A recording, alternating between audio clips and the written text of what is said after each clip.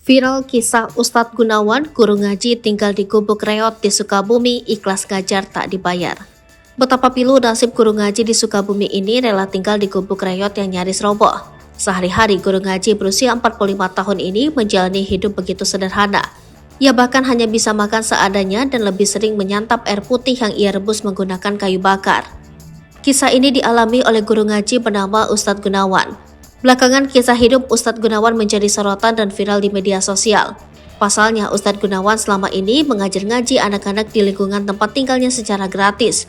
Sang Ustadz ikhlas mengajar tak dibayar. Hidup serba kekurangan, Ustadz Gunawan sama sekali tak mencari keuntungan dari transfer ilmu yang ia lakukan kepada anak-anak. Sosok Ustadz Gunawan pertama kali diviralkan akun TikTok Cerita TM2. Dalam unggahannya, pemilik akun tersebut mewawancarai Ustadz Gunawan di gubuk tuanya wilayah Kampung Cikuya, Desa Tenjo Jaya, Kecamatan Cibadak, Kabupaten Sukabumi. Sembari duduk di kasur tipis yang warnanya sudah memudar, Ustadz Gunawan tersenyum menceritakan kehidupannya.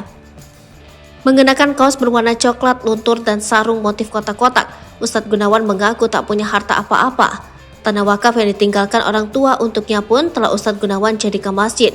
Alhasil kini Ustadz Gunawan harus rela tidur di gubuk tersebut. Guna menyambung hidup, Ustadz Gunawan sehari-hari bekerja sebagai guru ngaji. Dalam foto yang ditampilkan, terlihat Ustadz Gunawan memiliki banyak murid yang masih berusia anak-anak. Tak cuma itu, Ustadz Gunawan juga bekerja sebagai tukang cukur. Namun profesi itu tak menjamin Ustadz Gunawan hidup berkecukupan. Sebab seringkali orang-orang yang minta dicukur rambutnya oleh Ustadz Gunawan mengaku tak punya uang. Lebih lanjut, Ustadz Gunawan pun menceritakan awal mula dirinya tinggal di gubuk. Setengah tahun lalu, Ustadz Gunawan masih tinggal di masjid. Berprofesi sebagai marbot masjid, Ustadz Gunawan pun kerap jadi imam masjid dan muazin. Selain itu, pria berjanggut tebal itu juga mengajar ngaji di masjid. Semula merasa nyaman, Ustadz Gunawan mendadak kepikiran dengan keberadaannya di masjid. Sebab sehari-hari Ustadz Gunawan merasa tidak punya privasi alias ruangan tersendiri. Berniat mandiri, Ustadz Gunawan akhirnya mendirikan gubuk reot itu dari kayu dan bambu. Sehari-hari Ustadz Gunawan berkeliling untuk mengajar ngaji dan jadi tukang cukur rambut. Atas cerita yang diurai Ustadz Gunawan, banyak netizen yang merasa iba. Mereka pun berbondong-bondong mengurai doa untuk sang Ustadz baik hati.